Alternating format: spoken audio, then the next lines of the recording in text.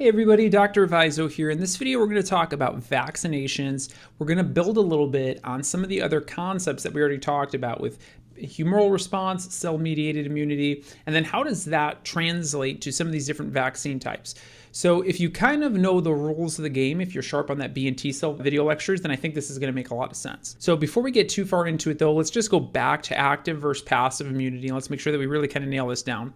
So when we're talking about active immunity, remember this is when we're going to have a host generating antibodies in an immune response. Okay, so the host is generating the antibodies and it tends to be a more delayed humoral response. Remember, whenever you see humoral response, you want to think about antibodies in general. Okay, so we're thinking about plasma cells releasing antibodies. So in this situation, let's just say that this is our patient, right? This is our host. So in this patient in particular, it's going to be the patient or the host that is going to be producing the antibodies. Okay, so that's kind of the key with active immunity. And the thing to understand here is that this is going to take more time, right? It's going to take time to produce those antibodies because those B cells might have to undergo class switching, for example, or have to generate a memory response. But on repeated exposures, there's going to be a higher antibody response over time. This is really what we talked about when we looked at the IgG over time, right? We looked at a graph where we kind of said, okay, look, the first time that you're exposed, right? This is your first exposure here, right? Your IgG response might be something like this.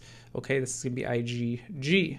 But then later on, you might have a second exposure. Okay, so you might have a second exposure where you're going to have a lot larger IgG response, right? You might have a lot larger IgG response. But the thing that we also talked about when we looked at this graph is that both times we'll typically get an IgM response first, right, before we get the IgG response. And the IgM response shouldn't really change very much. Okay, so that was the important thing that we talked about when we looked at these graphs over time. But the point is that the antibody response in general, if we're just kind of looking at all of our antibodies, in general, that response should increase over time because we have active immunity, because we're generating memory cells. Okay, now when you're looking at each of these active and passive immunity, there's two kind of subcategories to be familiar with. And the two categories here are going to be natural and artificial. What kind of active immunity did we generate? You know, naturally, what would happen? How would I end up generating antibodies? Well, that's because I had an infection, right? So an infection would cause me to generate antibodies versus that pathogen.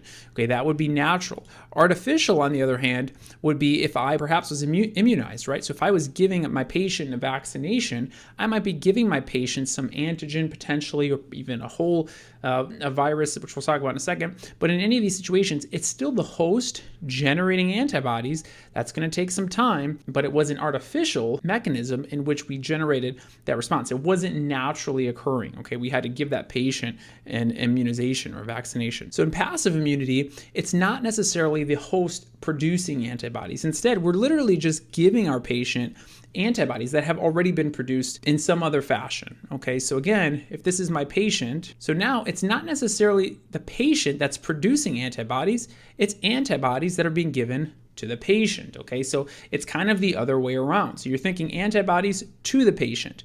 These have already been preformed. It's not the host that's producing them.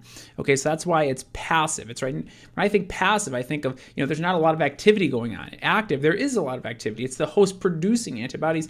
In passive immunity, we're just giving them, right? And so this is going to be very rapid humoral response. If I give you an antibody to an antigen, these antibodies can start binding. There's nothing to stop this antibody from binding to a pathogen right away, right? Where with active immunity, it's going to take me some time to get repeated exposures to have really strong responses, or it might even just take time in general to make certain antibodies like IgG. That's not the case with preformed antibodies. I give them, they can start working right away. Okay, now the downside to this though is when we talked about active immunity, we made this huge response over time, right? We have a much larger IgG response on repeated exposures. The difference here is if I just give you antibodies, I'm not letting this host produce antibodies, right? I'm just giving them. Over time, these antibodies will eventually kind of wear down. Every antibody is going to have a half-life, right? In general, around 3 to 4 weeks, that antibody response is going to start to come down and it's going to decrease over time. And this is exactly what we see when we talk about mothers giving IgG to newborns, right? Or to the fetus potentially. Because remember, IgG can cross the placenta, whereas the other immunoglobulins are going to have some difficulty doing that, right? IgM way too big to be crossing the placenta, but IgG does in fact cross the placenta. And so this is an example of natural passive immunity, right? Mom's essentially going to be giving these antibodies through the placenta to the fetus, right? And that's exactly what's happening with natural passive immunity. It's a natural occurring mechanism that is allowing mom to give some of her antibodies from exposure she's had throughout her life to the fetus.